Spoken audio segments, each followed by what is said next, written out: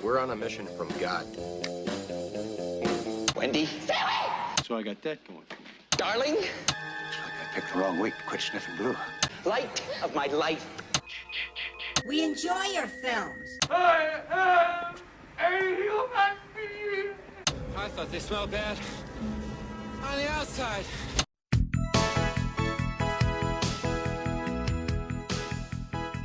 Welcome to Vintage Video, where we're rewatching the 80s so you don't have to.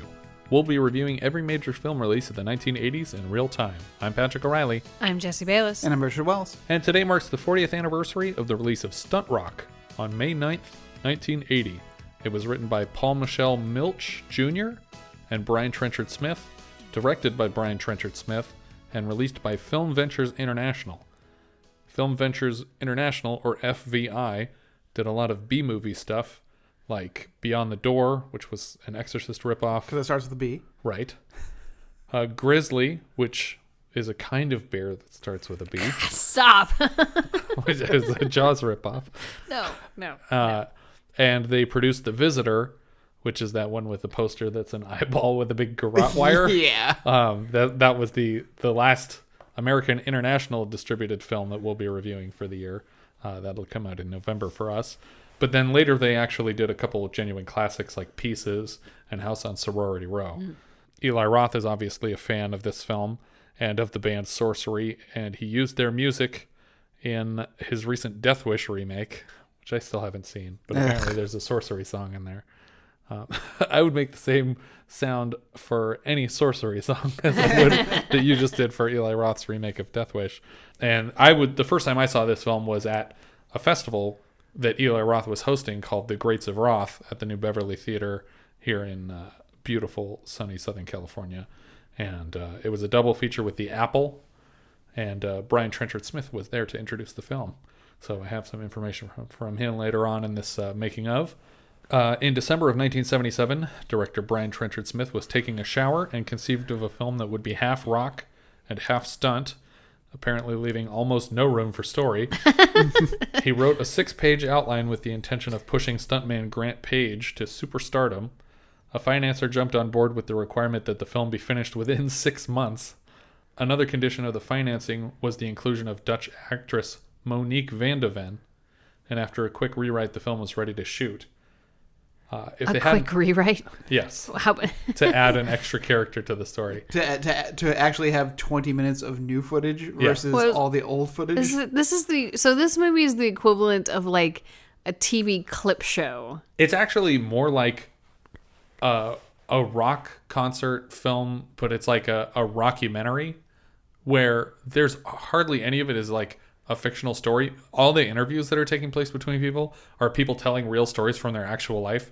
The only part that's fake is when they're pretending to work on this movie in between concerts. But all of his descriptions of like, I did this one stunt one time and it's a real thing that happened to him, and they cut to footage of him doing the thing.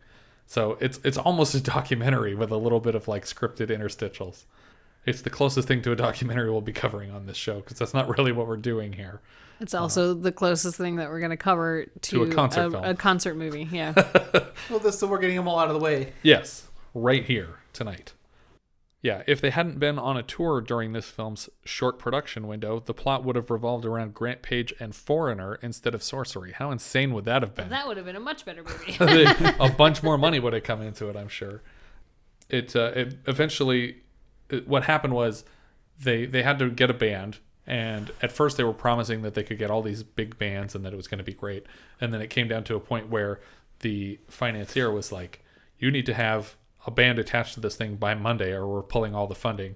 And Brian Trenchard-Smith basically said, so we got a band that you can get by Monday, which it was down to Sorcery and a band named Virgin that I could hardly find anything about on the internet. So I don't understand how this could have been Foreigner, though, because like the point of this movie is that this band does all of this crazy theatrics during the show, which is why they have a stuntman around to consult with. That's the point of the movie after Sorcerer was brought on. Oh, okay. So in some other form, when Foreigner was going to be involved, there was some other pretext to having a stuntman one stunt at a concert. Okay, yeah. All right. And I'm very music ignorant. Is Foreigner Australian? No. Okay. I don't know. I don't either, but I'm saying no. I am Googling it. Oh, good. So we all don't know. But you know Foreigner's music, at least. Yeah. Mostly because of an Aqua Teen Hunger Force episode. God damn it, Patrick. That features like 6 different songs from Foreigner. All right. According to Wikipedia, they are a British-American rock band. Right. See, I knew they were at least foreigners. But except when you're in Britain. Yeah. But then some of them are. So some are British, But some when are they American. perform in Britain, they're called the locals. And they have Americans. That's what I'm saying. No matter where they are, they have some foreigners with them. Okay. Australia is a British colony. That's true. So they're basically Australian. If they're from anywhere in Britain, they're basically Australian. But yeah, when it came down to those last 2 bands, Sorcery or Virgin, I think Sorcery was the obvious choice because of the visuals and the whole magic show part of their performance. The finished print of the film was struck a mere 4.5 months after the first 6-page outline was finished. But the actual production of the film only lasted 15 days. I'm surprised it lasted that much. I am too. I think you could have got this down to a week. According to IMDb, Van Halen was offered to the production at one point, but I don't buy that for a second. Yeah. Well, I'm sure they offered him. It's like, do you want Van Halen? Sure. Can we get Van Halen? No. Not at all. I was just curious if you wanted him. Van Halen's on the table. Here's the document. Yeah. It's like before the screening that we saw with Eli Roth at the New Beverly, Brian Trenchard-Smith mentioned that he'd met the guys from the band at their home in Van Nuys, where they had like a car on blocks in the yard. He had seen them perform once at the Whiskey, where they were very quickly kicked out by the fire marshal because of a lot of flagrant violations. There were many title changes to this film after its original release, so it came out as Stunt Rock, but it was later retitled Crash, and then eventually it was released as a double bill with Purple Rain, and it was called Sorcery, which makes it more of just a straight concert film than anything else. Grant Page is described by Trenchard as basically the Steve Irwin of stunts. He's a very sweet guy who takes everything very seriously, and he's a consummate professional.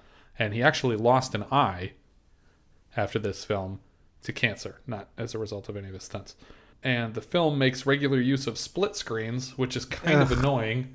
But the reason for that is because most of the stunts were recorded in 16 millimeter, and blowing that up to 35 would look like garbage. So they just mirrored it. That makes sense now. We open the film with a title card that made me very excited. It says, "This film contains many extremely dangerous stunts. Do not imitate what you see." Which, when you see that before a movie that you think is going to be a straight fictional narrative, is very exciting. But it turns out it's more a documentary about stunts. Yeah. Like the card that comes up before Roar. Yeah, is like, we'll get that next year. Yeah, don't try to do anything that they did in the movie Roar, because that's just stupid. You probably won't get a movie, you'll just get eaten. Grant wakes up and climbs down a cliff face over a churning ocean. The Gap. Yeah, the Gap. It's called. It's an Australian landmark, and a reporter is documenting a couple stunts that Grant is going to do. One is just sliding down a rope, and then the other is like a slingshot motion that he refers to as a bow and arrow motion for some reason. It's just a slingshot move. Mm-hmm.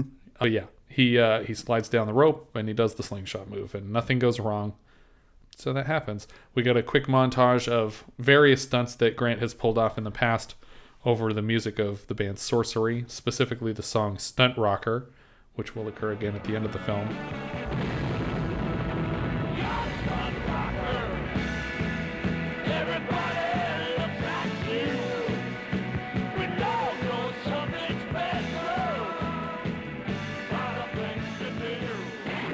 Grant is picked up at an airport by one of the band members, his cousin. Apparently. Yeah, I didn't realize that until my second viewing, that they're actually related. He's related to a member of the band. I wasn't even watching it the second time around when you were taking your notes. I was just in the other room, and I overheard him say that they were related. And I'm like, what? Yeah, it's crazy to think that we're related. And it's like, oh, they're related? I watched that whole movie, and I didn't realize they were related. But yeah, so One of the band members picks him up, and they drive around for a while.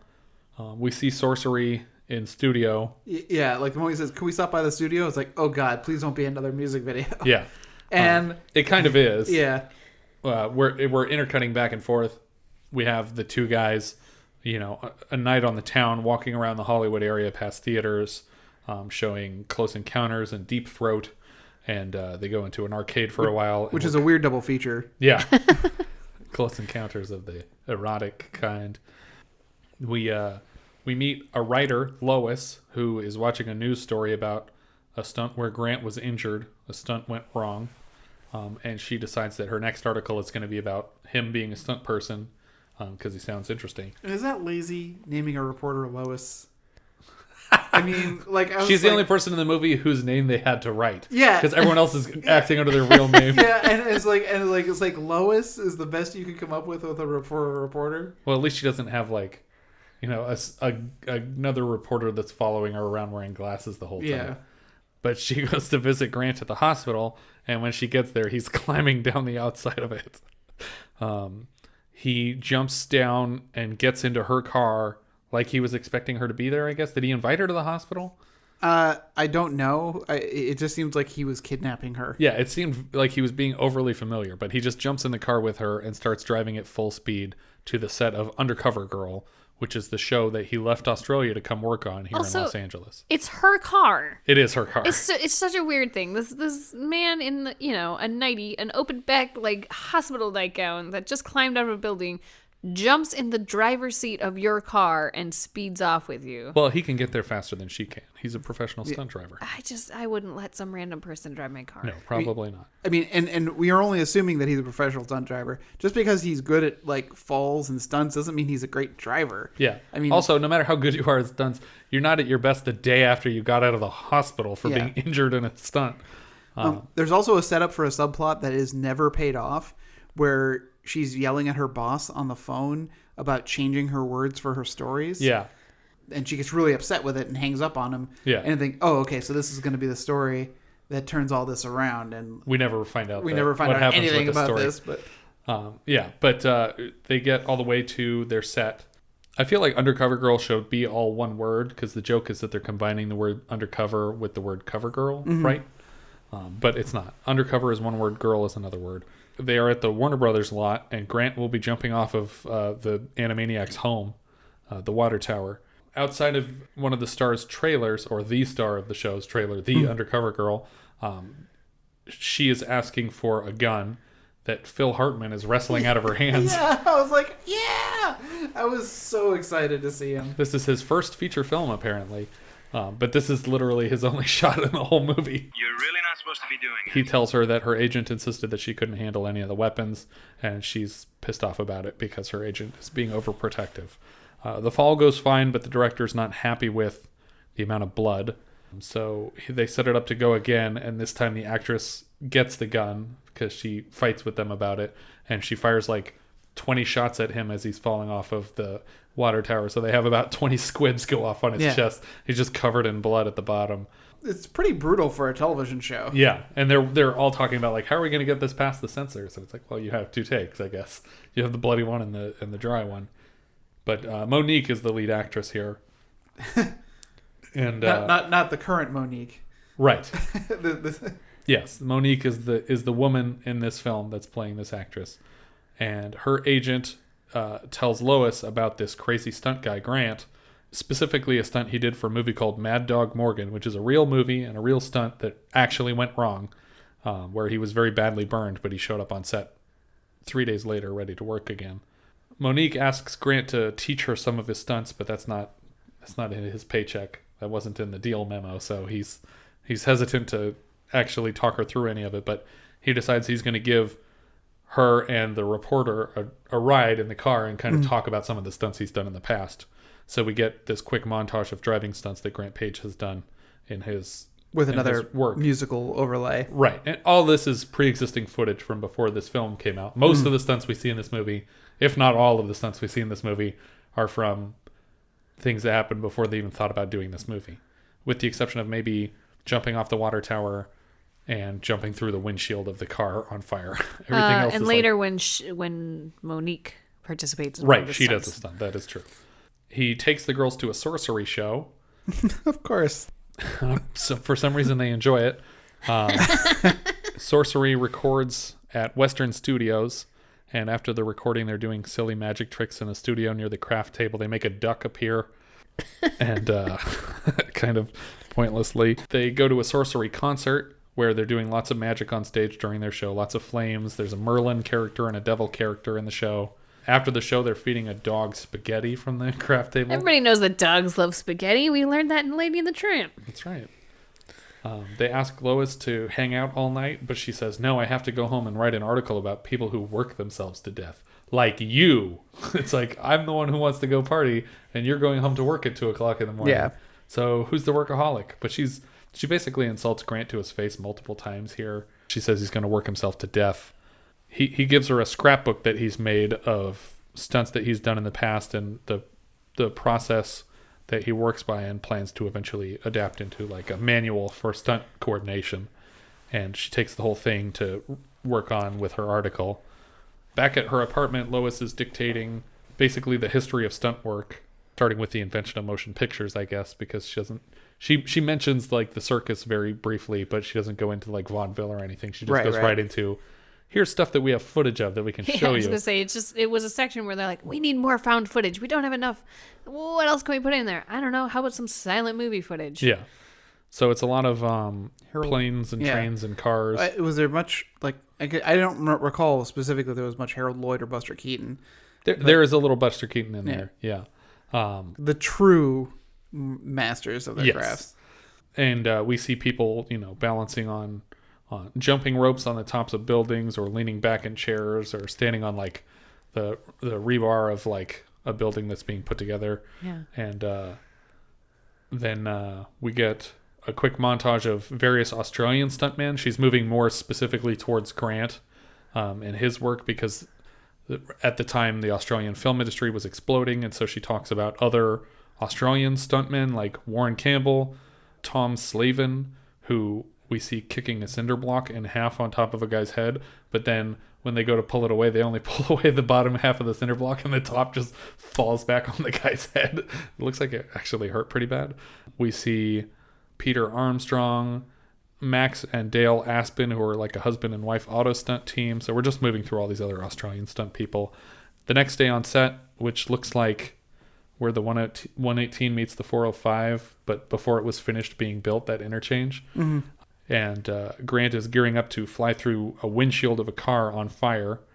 Monique wants to fire the flare gun that's going to set off the explosion, but her agent is like, nope, she's not firing this flare gun. And the director basically says, look, I need to get an insert here. It's going to be a close-up. We're going to see her face. She needs to be the one firing the flare gun. And then he goes to her and he's like, hey, so I got it so that you're the one who gets to fire the flare gun. Yeah. She's like, oh, great. Grant is on top of this car, and then he climbs into it and wrestles with the driver until the car skids. Lois laughs when Grant refers to his work as art because she's a dick. He mentions the film Gone in 60 Seconds, and then we get like a few minutes from the climax of the film. Yeah. It seemed a little bit much. But it does get the point across that there's a lot of work that goes into it, and you have to be very precise, and what you get out of it looks amazing. Lois decides she's going to leave because she doesn't want to see Grant die, because she thinks that he's a bad stuntman. Yeah. Hope that helps your confidence. Yeah, like you're going to feel so much better when he dies here after you left. Monique gets to fire the gun, so she fires it. The back of the van explodes, and Grant flies through the windshield holding onto the steering wheel in flames. Monique thanks Grant after they've wrapped for the day for not hitting on her. We get another sorcery show. Hit two in a row. Yeah. I every time there was a music video, I just put music video. Yeah. Grant tightrope walks across Lois's apartment building to say hi through her kitchen window. Yeah, super manipulative here because his goal is to get her to go out on a date with him, or like, he'll fall. Yeah, he's like, you want to go eat with me? Or I could kill myself. You're crazy! I just came by to invite you to a party. No! What are you talking about? I won't leave until you say yes. Oh my God, hang on! What can I do? say yes so I can get down from here. All right, wise guy, you win. It's a little early for a party, isn't it? All right, what about breakfast first? I could die. You want me to die? And there's like a baby crying underneath him. I'm going to land on that baby. I'm going to land right on this fucking baby if you don't go to breakfast with me. So she's like, yes, okay, fine, whatever. And we get another quick montage of Grant's stunt work that he's basically telling her his life story and other stunts that he's gone through, including a hang gliding stunt that almost killed him because he like got tied up in all the ropes and everything after he went underwater. And we go to a house party with Sorcery, where one of the members of the band escapes from a bunch of chains in a pool. Grant tells Monique that her agent is acting like he's her boss, and she gets pretty upset about that. The agent laughs off an opportunity to represent one of the magicians of the band, but then later is begging the guy to be his agent after he successfully gets out of the chains in the pool. He's like, so wait, what were you saying? You would let us bury you and then for $1 million? And he's like, because I would get 10% of that $1 million, and I feel like people would want to see this. Grant talks to the band about a stunt that he thinks he could do for their show. Monique throws her agent in the pool. That's basically the end of the house party scene. We cut to... I assume that means she's fired him. Yeah, I think so. Yeah. Grant sets up his cousin to jump off of a building for a scene that no one's filming. Right. Or no, I guess there is a guy filming it, but it doesn't seem like he's filming it for the purposes of shooting a scene.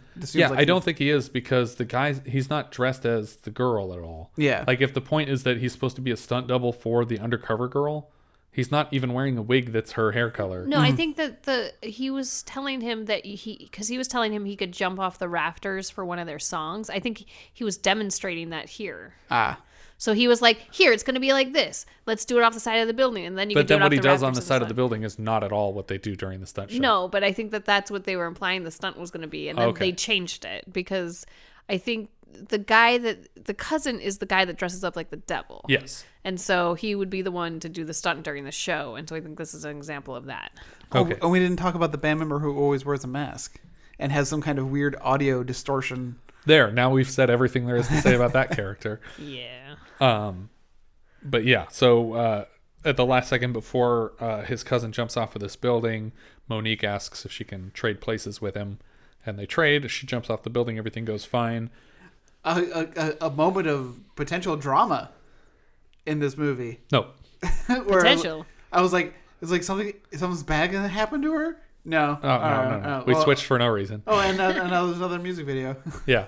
So they do the Sorcery show where Grant gets to show off his stunt, which is that he gets wrapped up and put on a chair in front of the audience and then presumably like sneaks backwards out of a costume. Well, so he's a plant in the audience. Right. So they drag him up onto the stage, put him into what looks like an electric chair type situation where they strap him down. Yeah. They throw a big sheet over him, and then I assume he's escaping backwards. Yes, at this point he has escaped at some point in here, and they light the whole thing on fire.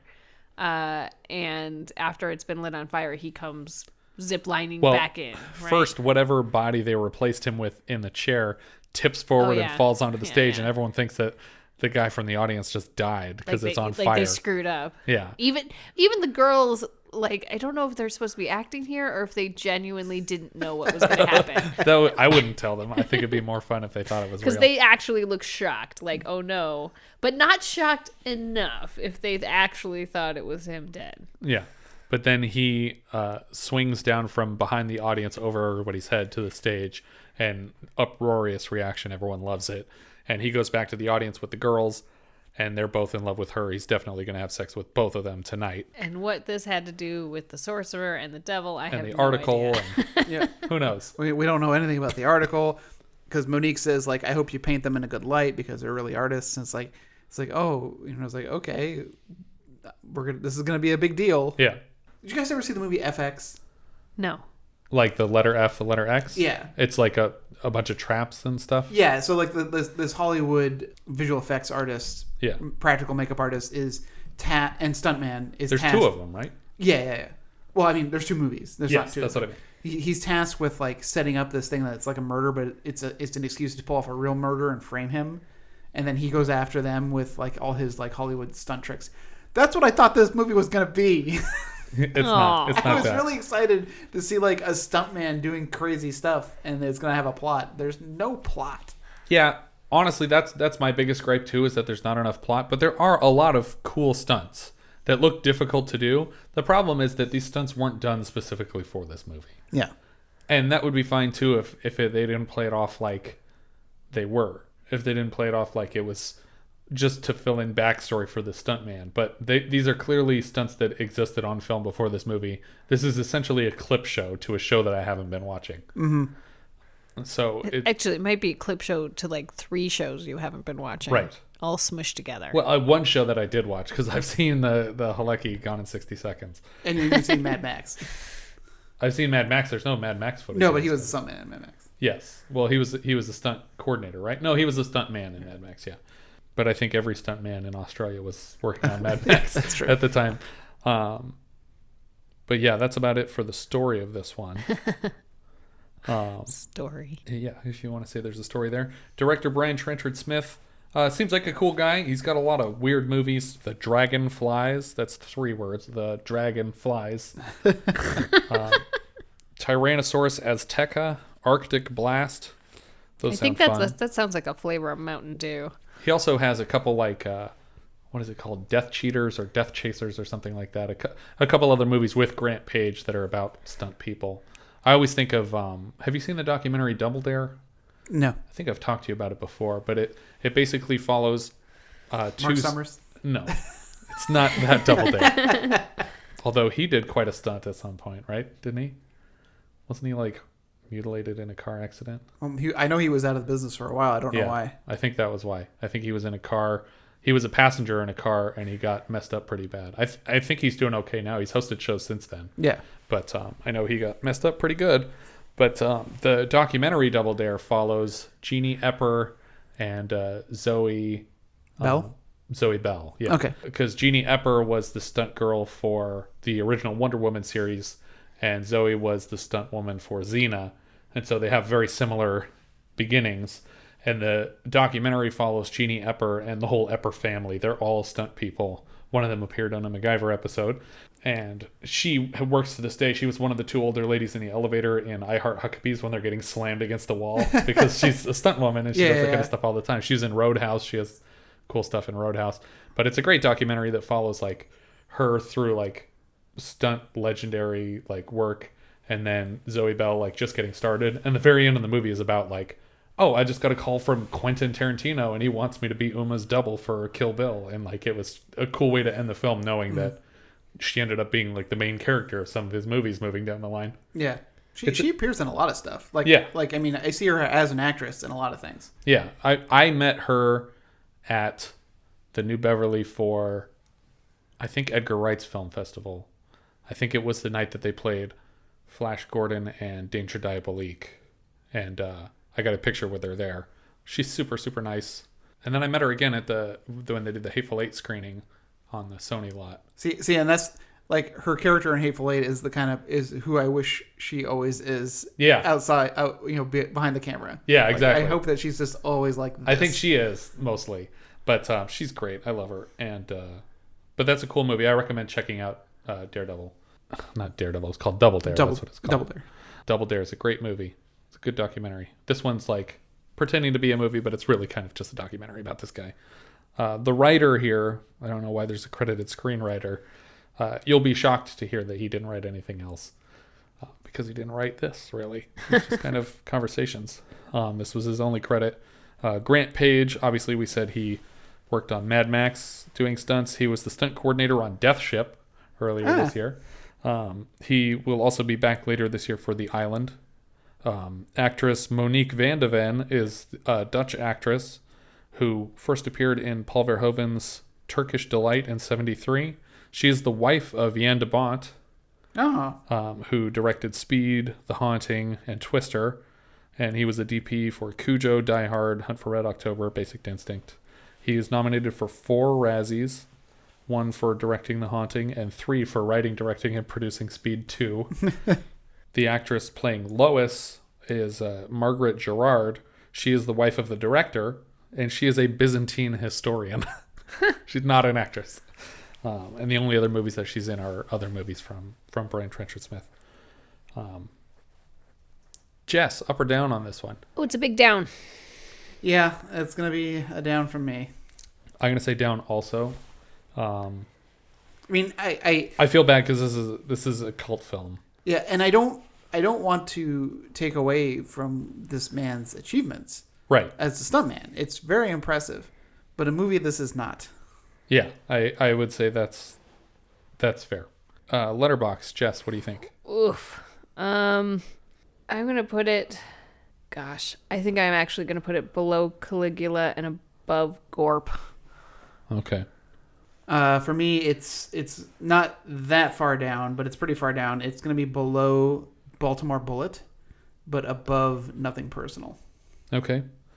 I am putting it pretty low also. I'm putting it above Defiance and under Private Eyes.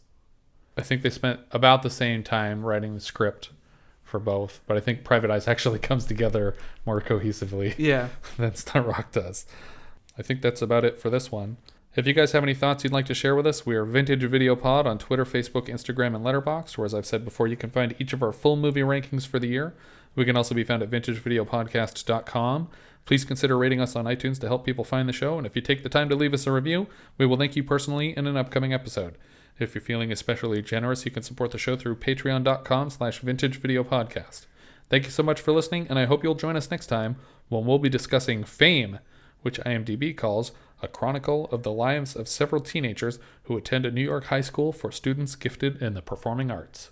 We leave you now with the trailer for Fame. This is no Mickey Mouse school. You're not getting off easy because you're talented. You work twice as hard. Now, I don't care how well you dance or how cute you are or how many colored tutus you have.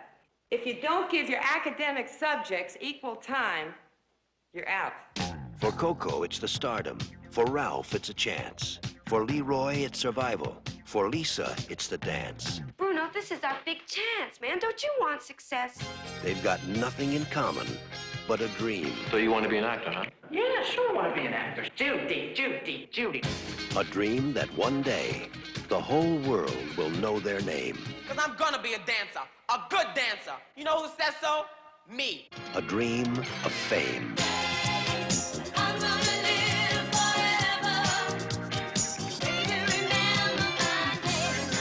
Fame.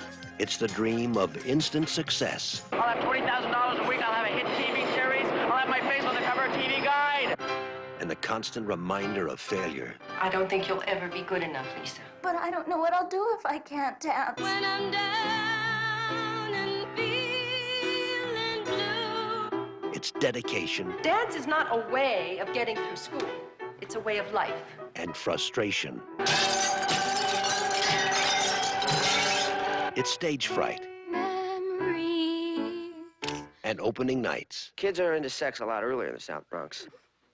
Like about 6 a.m. If I ask you to hold me tight. It's love. Through a cold, dark night.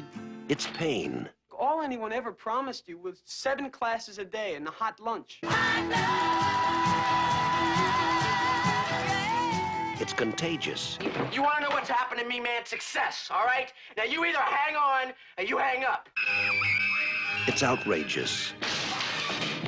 It'll change your name. I'm becoming an actress. But I want you to be the Doris that I know. It'll change your life. I'll pay my dues on the West Coast. Come back to New York as a star. If they've really got what it takes, it's going to take everything they've got.